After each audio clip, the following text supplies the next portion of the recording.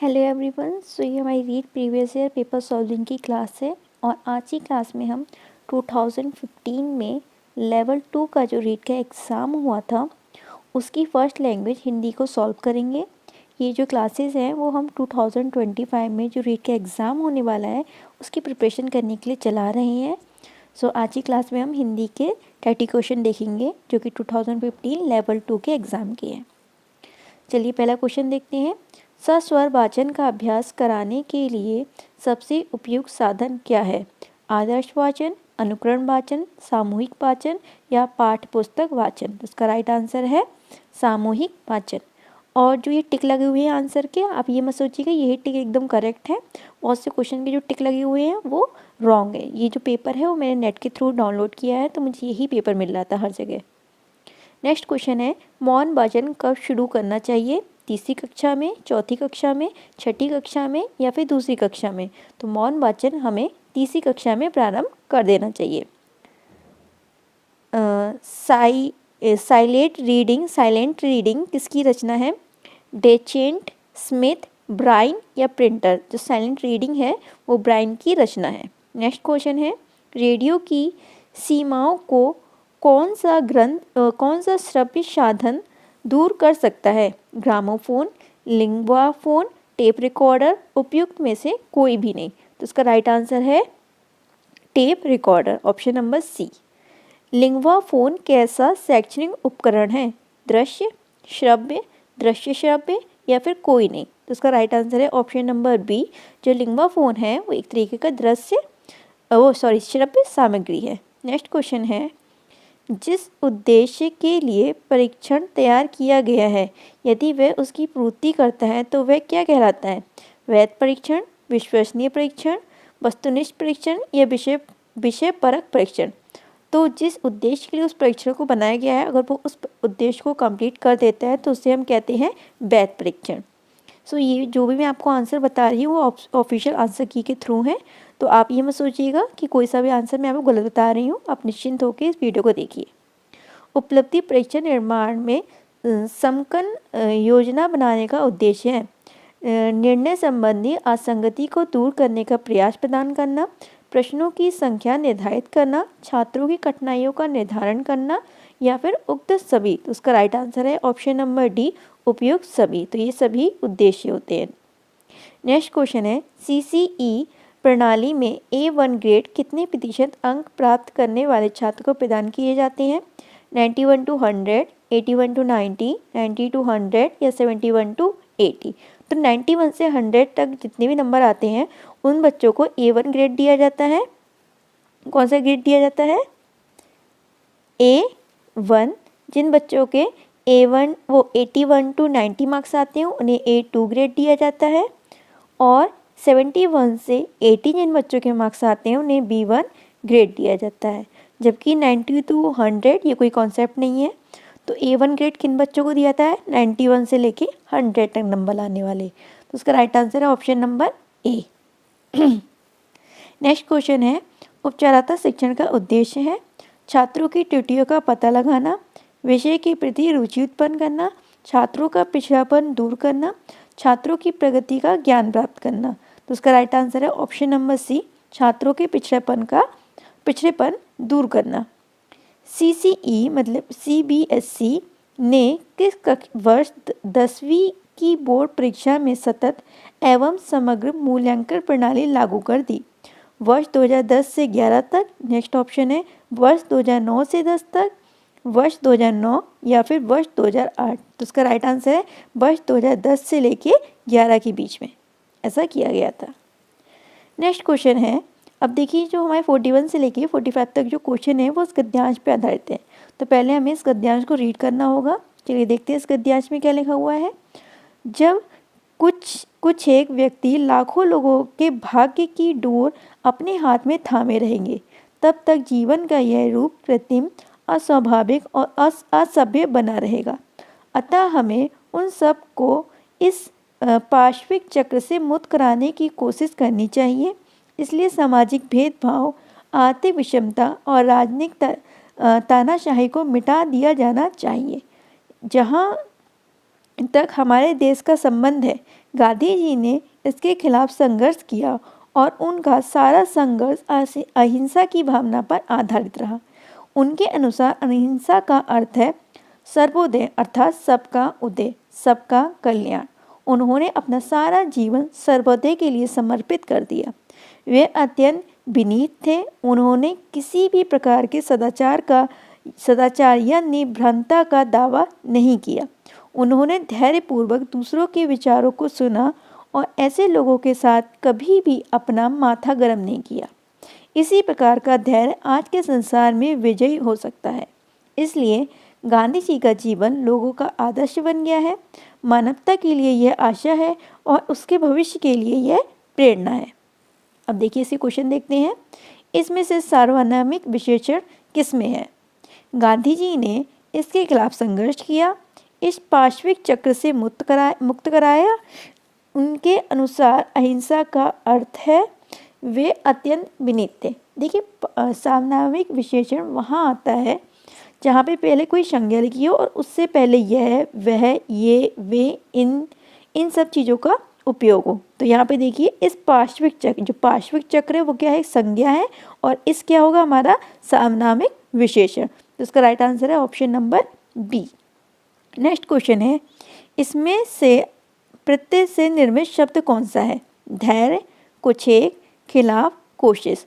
तो इसमें option number A और ऑप्शन नंबर डी दोनों को ही बोर्ड ने राइट माना था, यानी कि धैर्य और कोशिश। नेक्स्ट क्वेश्चन है, इनमें से कौन सा शब्द संधि का उदाहरण नहीं है? संसार, सम प्लस सार, तो इसमें संधि है। अत्यंत, अत प्लस यंत, इसमें भी संधि है। सदाचार, सत प्लस आचार, इसमें भी संधि है। जबकि सामाजिक, समाज प्लस एक शब्द से मिलकर बना है, जो कि एक क्या है? प्रत्यय है, ना कि कोई संधि है। तो उसका ऑप्शन नंबर डी एकदम सही है। नेक्स्ट क्वेश्चन है, अस्वाभाविक शब्द में इनमें से क्या है? देखिए अस्वाभाविक शब्द आ प्लस स्वाभाविक, स्वभाव प्लस एक शब्द से मिलकर बना है। आ क्या हो गया? उपसर्ग हो गया। एक क्या हो गया? प्रत्यय हो गया। लेकिन साथ ही साथ अस्वाभाविक जो शब्द है उसमें समास भी है। तो इसलिए इसका ऑप्शन नंबर बी और ऑप्शन नंबर सी दोनों ही बोर्ड ने राइट माना था। मतलब कि इसमें समास, उपसर्ग भी है, साथ ही साथ उपसर्ग और प्रत्यय भी है। नेक्स्ट क्वेश्चन है, इनमें से किस में विशेषण का प्रयोग नहीं हुआ है? लाखों लोगों के, आर्थिक विषमता, अहिंसा की भावना, एक प्रेरणा। तो इसमें किस में प्रयोग नहीं हुआ है? ऑप्शन नंबर डी इसका सही होगा, एक प्रेरणा। नहीं, इसका ऑप्शन नंबर सी सही है। बोर्ड ने इसका राइट आंसर माना है ऑप्शन नंबर सी को, क्योंकि प्रेरणा बताई जा रही है ना, कितनी प्रेरणा है? एक है, ठीक है। जबकि ऑप्शन नंबर सी इसका राइट आंसर है। नेक्स्ट क्वेश्चन गद्यांश पर आधारित है। चलिए देखिए इस गद्यांश को पढ़ते हैं। वह बालक अपने जीवन में संघर्ष ही करता रहा। लोग उससे कहते हैं कि यदि तुमने बचपन में पढ़ाई की होती तो ऐसे दिन नहीं देखने पड़ते। वह बचपन में पढ़ने भी गया, लेकिन देवनागरी लिपि को वह नहीं समझ सका। वह अक्सर आम के पेड़ पर चढ़कर कच्चे पके आम तोड़ता और दिन गुजारता। कहीं वह दीवार पर चढ़कर बैठ जाता। प्यास लगने पर वह पानी पीता और फिर दोस्तों के बीच चला जाता। वह एक भी पुस्तक ठीक से नहीं पढ़ पाया। खाने में उसे उड़द की दाल पसंद थी। उसकी ये आदतें ही उसकी गरीबी और बेकारी का कारण बन गई। लेकिन उसने अब भी उम्मीद और आशा नहीं छोड़ी। अब से क्वेश्चन देखते हैं। इसमें से कौन सा शब्द स्त्रीलिंग नहीं है? मैंने आपको बहुत अच्छे से बताया है पहली वाली वीडियो में भी। आपको स्त्रीलिंग और पुल्लिंग छांटना हो तो आपको जो शब्द दे रखा है उसको संज्ञा के स्थान पे रखिए और वाक्य बनाइए। देखिए जो क्रिया है वो किस प्रकार की यूज़ हो रही है, स्त्रीलिंग वाली या फिर पुल्लिंग वाली। जिस प्रकार की क्रिया यूज़ होगी उसी प्रकार का वो शब्द होगा। इसके ऑप्शन है लिपि, पढ़ाई, समझ, संघर्ष। देखिए संघर्ष से आप एक सेंटेंस बनाइए। संघर्ष हो रहा है। क्या हो रहा है? हो रहा है, ना कि हो रही है। तो यहाँ पे जो हमारी क्रिया आई है वो पुल्लिंग वाली आई है। इट मीन जो संघर्ष है वो भी एक पुल्लिंग शब्द है। तो यही इसका राइट आंसर होगा ऑप्शन नंबर डी, मतलब कि संघर्ष एक स्त्रीलिंग शब्द नहीं है। नेक्स्ट क्वेश्चन है, इनमें से कौन सा शब्द कारक प्रसक के साथ प्रयुक्त होने पर ही बहुवचन के रूप में बदलता है? इसके ऑप्शन है बालक, पुस्तक, दीवार या फिर दाल। तो उसका राइट आंसर है ऑप्शन नंबर ए, बालक। नेक्स्ट क्वेश्चन है, तुमने पढ़ाई की होती तो ऐसे दिन नहीं देखने पड़ते। यह वाक्य किस प्रकार का है? सामान्यभूत, हेतुभूत, अपूर्णभूत, आसन्नभूत। तो उसका राइट आंसर है ऑप्शन नंबर बी, हेतुभूत। जहाँ पे ये दर्शाया जाता है कि तुमने ये किया ना होता तो ये होता, तो वहाँ पे क्या होता है? हेतुभूत होता है। एक का मतलब एक चीज़ का परिणाम दूसरे पर दिखाया जाता है। इनमें से वह शब्द बताइए जिसका वचन अथवा लिंग किसी भी स्थिति में नहीं बदलता।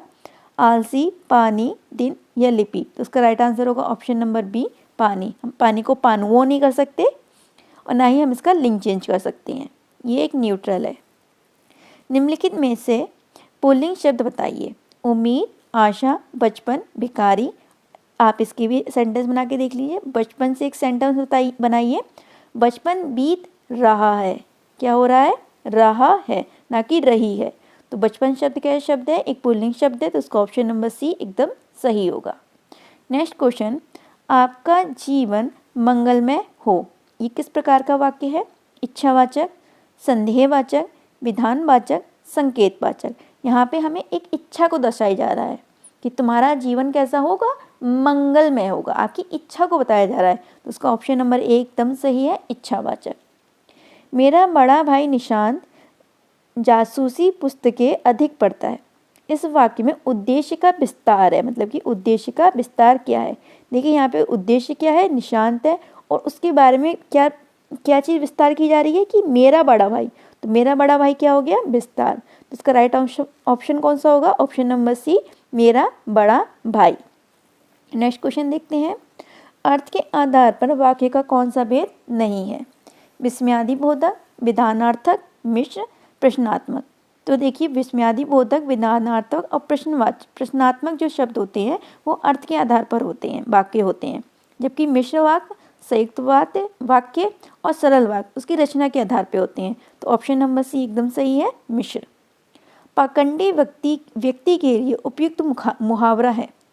बछिया के ताऊ, बगुला भगत, पैतरेबाज, माई का लाल। तो उसका राइट आंसर है ऑप्शन नंबर बी, बगुला भगत। नेक्स्ट क्वेश्चन है, जमात के करामात का अर्थ है। जमात में रहने वाले लोग खुराफात करते हैं। जमात में रहकर लोग गड़बड़ियाँ करते हैं। साथ रहने से कुछ न कुछ गड़बड़ होती है। एकता में शक्ति होती है। जमात में करामात का अर्थ होता है कि एकता में शक्ति होती है। इसका राइट आंसर है ऑप्शन नंबर डी। भारत में भाषा में बिंब के प्रकार है। तो जो इसका राइट आंसर होगा वो होगा ऑप्शन नंबर, भाषा में बिंब के कितने प्रकार होते हैं? तो उसके प्रकार होते हैं 4। तो ऑप्शन नंबर डी एकदम सही है। भाषा सीखने का स्वाभाविक और मनोवैज्ञानिक क्रम है।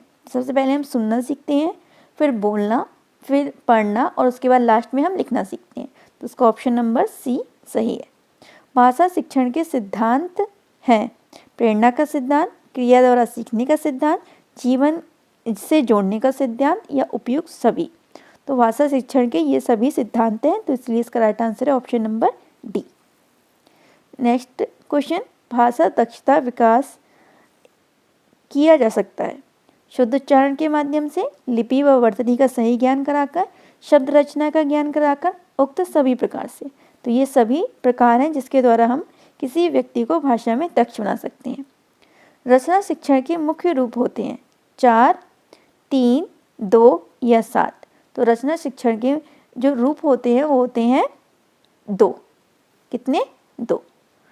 सो ये हमारा 2015 लेवल 1 का फर्स्ट लैंग्वेज का सॉल्यूशन था। आई होप आपको अच्छे से समझ में आया होगा, और आप लोग भी मुझे ज़रूर बताइएगा कि आपने 30 आउट ऑफ कितने क्वेश्चन एकदम करेक्ट सॉल्व करे।